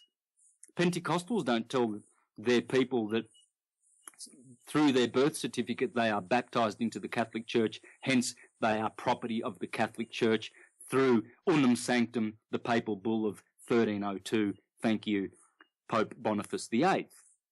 So the Jehovah's Witnesses don't tell them either. They say, you're a Jehovah's Witness. But if you're a Jehovah's Witness and you have a birth certificate, you cannot be the two. You cannot serve two masters. All people who have birth certificates are Catholics, period. Finish. No argument. They're all Catholic. There's one world new order. It's always been, and it's always Roman, and it's based on slave certificates of legal names, and you can be a slave, and you can have your name written in the book of death, and you will never have it in the book of life because of being Catholic. And so I've caught them out. I've exposed them. They're criminal. They're criminal churches. There's only one place left now for pedophilia on the planet, and that is, if you want to be a pedophile, go join a Christian church first, because then you'll have dead set 100% sure protection, because they love protecting them, because pedophiles are sinners. They're not criminals. They have to be corrected by God, and we'll do that in-house, surely. We're God people. We're going to fix this pedophile, and we're just going to move him on to another place where he'll be fixed magically. Goodbye. So and even saying there is normal, they're also trying to say that this activity is normal. They want to deviate people thinking that should be accepted as normal, especially among men. It's so sickening, the whole thing, but there you are. Yep, definitely. It's perverse. Okay, we have a couple more questions. Yeah, it's for Santos, or... Now, Zingar had a follow-up question with the Essenes. She wanted to know, so does this mean Jesus was never a real man, and so he never was missing for a while? Oh, okay, yeah, look, let's go back to those missing years. Look, it's like this. The Jesus in the Bible, there's no historical personage attached to any one of those people in the Bible. You must understand this. If you're going to go forward and grow spiritually and understand the nature of these books, you must understand this. There is no historical Jesus in any page, dot, or corner of any Bible ever written, period.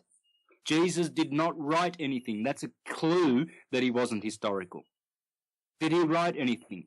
Where are the words of Jesus that he penned himself? Surely he did. If he came here, surely he could write. Surely he had a hand. He must have had 5 fingers on a right hand. Surely someone could have taught him how to put a pen in his hand, and instead of just blah, blah, blah, blah, blah to a couple of secret apostles, that is the clear clue that is not historical. But what I did say before, this is why I spend so much time with my answers, because it's still hard to grasp for some people, the mental indoctrination that there had to be a man. These men, these holy men, they came not in our times, dear friends, and they came in better ages, and they came in other dimensions and allowed us to see them, only the ones that were holy enough and worthy to see them. But they were not in this world of this world. And they are not the ones that are written of or are in Gospels. None of them are in Gospels. None of them. That Jesus is on the ecliptic, it's the sun. It's the chrism, the oil in your cerebrospinal fluids. It's the philosophical pure wisdom of light. That's what Jesus is. Now, you see, Jesus is associated with 4 numbers. When he was 12 years old, when he was 30 years old, he got baptized, and then he died at 33. And the other number is 18, which is the missing years, because 12 plus 18 make 30. So the missing years, what's missing is the brain cells of the individuals who think that literal Jesus was missing or went somewhere for 18 years, because that's all. It's all about numbers, dear friends. It's not about literal years. They are literary years. 18 is 1 plus 8 is 9. 18 is half of 36, which is the number of the sun, 36. Why? Because it's 360 degrees. So a half of 36 is 18.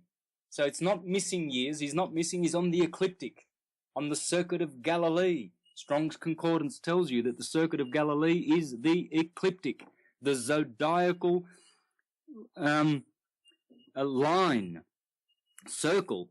That's what Strong's Concordance tells you. The circuit of Galilee, the ecliptic. So he's not missing. You see, 12 is the number of Jesus, Jupiter Zeus, because that's how many years Jupiter takes to go around the ecliptic. 12 years. 30 is the years of Saturn, because Jesus has a twin brother, Saturn, 30 years. So Jupiter is 12, Saturn is 30. 33, that's the 33 bones of the spinal column. That's the 33 degrees of temperature before freezing point, degrees Fahrenheit. That's 33 is everywhere in our nature. These are all numbers pertaining to nature. It has got nothing to do with a literal man who walked and talked and spoke on this planet in this dimension. Impossible. None of that happened.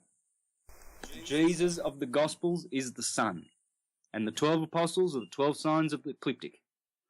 And so the only allusion to a historical man that is in the Bible is possibly just alluding to the teachings of that one, because that's all you can do. You can only allude to the teachings, and the teachings will always be syncretism.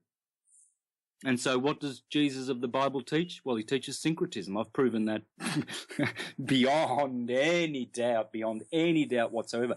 All syncretism. Hermes, Buddha, all they teach is syncretism. And they're always turning up at 12, disappearing for 18 years, coming back at 30 to start their 3-year mission, and then off they go. And this is the hero of all heroes everywhere, and there's never been any other numbers associated with the hero.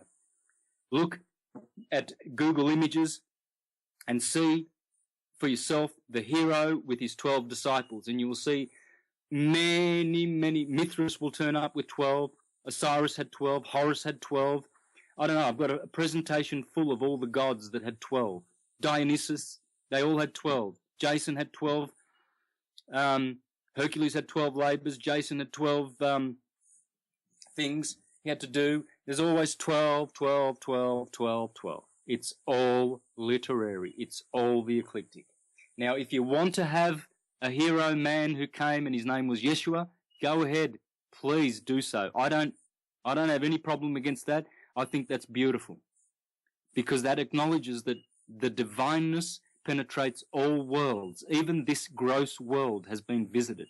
We should not abandon this world to only demons and misery. No. The gods and prime creator are very, very connected with this beautiful earth. Earth is ether. Ether is earth. Same word. And so we should not abandon all hope that such good things could have happened on this earth. But they're not in the Gospels. If they were in the Gospels, they would be written by the individual who came, who pretended he was God, or who said he was God. He would have written it. He would never have left it to word of mouth and Chinese whispers. Never, never, ever, ever, ever. Literal man, literal writing. Literary man, literary writings. That's it. That's the rule, period. It can't be any other way. If Jesus was a literal man, where is his writings? What did he write? Where are they? How do you prove it? Let's see it. And you will never, ever, ever find that, because it never was. These heroes are all literary. It's time to wake up. It's time for us to wakey, that it's a story about us. When you buy a new car, you go to the glove box, the glove compartment, and what do you have there? You have a manual. Well, that's what the Bible is, guys. It comes complete with our lives. The Bible is a manual. It is just a manual for you and I, Jesus, Samson, Moses, Noah, Daniel in the lion's den. It's all us. It's a story about you and all the varied and various and wonderful experiences that you will experience before you turn back to cause, while you are in the electrical, material world of atom, of lion's den, of domain, of domicile, etc., etc.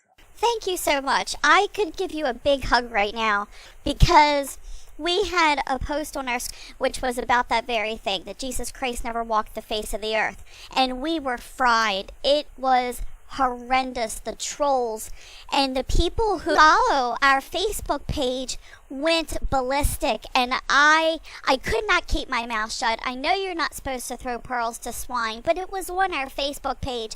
I said everything correct. I had proof of my words.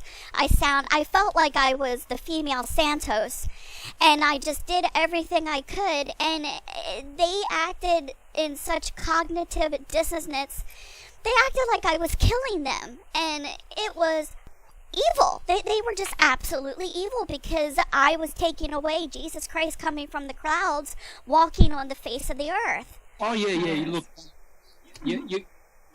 we can never. History can never count the bloodshed and the killings from so-called Christians that will kill other people because they don't accept their Jesus.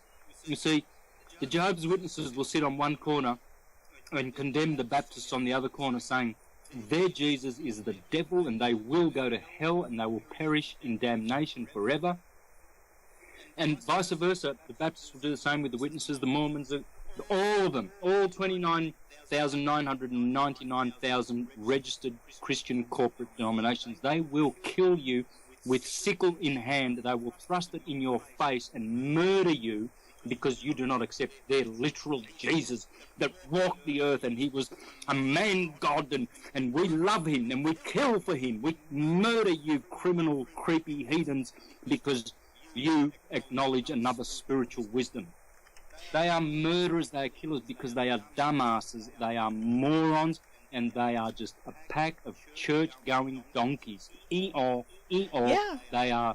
They are trained to repeat stupid Roman filthy lies and they do not do their own history and their own research. If they were to read the books that I did and uncover the stones that I did, they would be 100% convinced and sure of the fact that all Gospels and mythologies and cosmologies and books are all literary, and there's only literary truth. Nothing is literal, none of it. Not one scrap of it.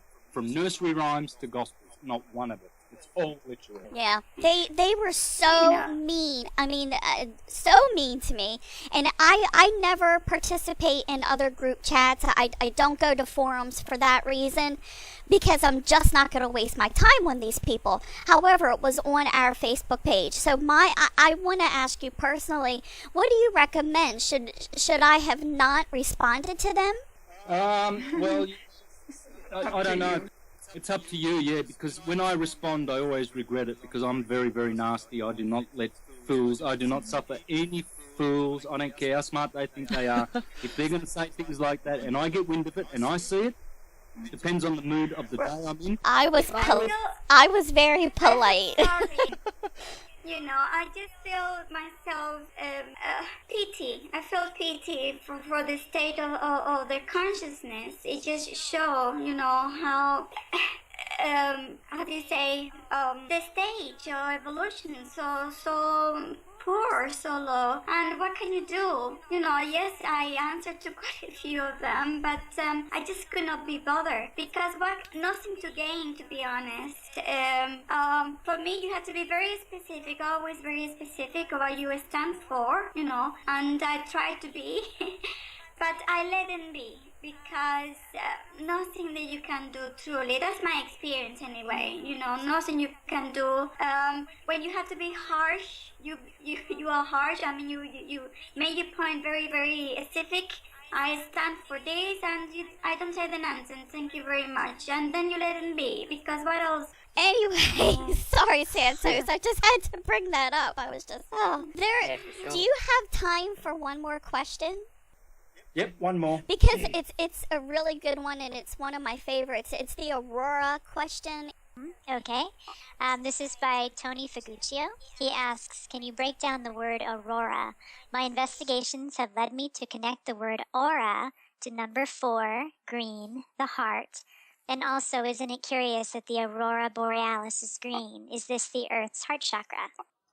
Oh, look, yeah, I probably won't be able to give much on that. I'm not sure about that, which chakra it is, but aurora is definitely one of those golden words. Ends with Ra, okay, and or is gold. You see, wherever you see OR or AU, in fact, the 79th element in the periodic table is gold, and it's 2 letters are A-U, are they not? So, aurora or O-R, as in horrific. There are many other words that have this in them. Lord, word, the word of the Lord. You see this O-R thing? Well, that sound or, that is golden. So, aurora. This is a magic word. And I have actually, in my presentation on the Lamb of God, I actually have a PowerPoint slide devoted on aurora, showing, you know, breaking down the word, just like I've just done there. Now, as for the difference between aurora australis and aurora borealis, you know, I mean, I can't really say much about that, because I don't trust consensus academic science and how they teach us and how they tell us that auroras occur. I think they are another phenomena that is going on. Auroras, the way they explain it is just totally wrong. How they explain auroras occur, and so yeah, I'll probably have to deepen my knowledge of them to be able to give a good answer on that, but possibly next week. Now, next week's show, did I say what we were going to call that? No. Okay, well, I'll work on that, because I thought I'd suggested something before, but I'll work on that for next week. Certainly, it will be along along the lines of atomic theology a little bit more, because there's more stuff that I want to share, and it's, you know, you can never get enough, really, because even though you think you know it all on one subject, you could even just repeat basic information on that subject out of the mouth of babes, and you will learn so many things just through the fact that you're listening and recalling information. It's amazing how the mind works. So it might be another atomic presentation. I hope that doesn't bore people. But the purpose is I would really like these shows to be archived and then to be used as a kind of a series of atomic theology, basically a catalogue where people can go, and the shows are more or less all different. Right? That's, yeah, beautiful. Thanks, appreciate your help. And I do want to ask too, if there is anyone out there that can help out. I really would love my Universal Truth School page to be updated. For instance, you know, if people go to the schedule page for what's coming up, there's nothing there, and yet they'll be missing out on this show simply because thousands of people go to that, but it hasn't been updated for about 2 years. So that would be good if someone could put their hand up. All you've got to do is just put a flyer on there or a note saying weekly show, and with all the time zones for Europe, America, and perhaps Australia there, you know, 3 or 4 different time zones. And I've also got a weekly show on American Freedom Radio coming up in about a couple of weeks. I'll be starting that, and that'll be on a Saturday, I think. So I need at least those 2 up, and I need for people to know that I have the Spanish presentations out now and stuff like that. So if anyone can do that, please let me know. Well, thank you. Okay, guys, do you want to call it a night? Yep, that's good for me. Okay, thank you very much. Yes, thank you. It was a wonderful show. Lovely. Take care. Bye, everyone. Have a good day. Bye-bye. Bye-bye.